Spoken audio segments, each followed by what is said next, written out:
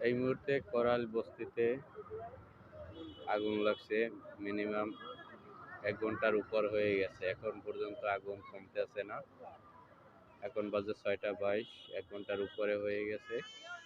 করাল বস্তি পুড়ে ছারখার। যত মিনিট যাইতে আছে তত আগুন বাড়তে আছে।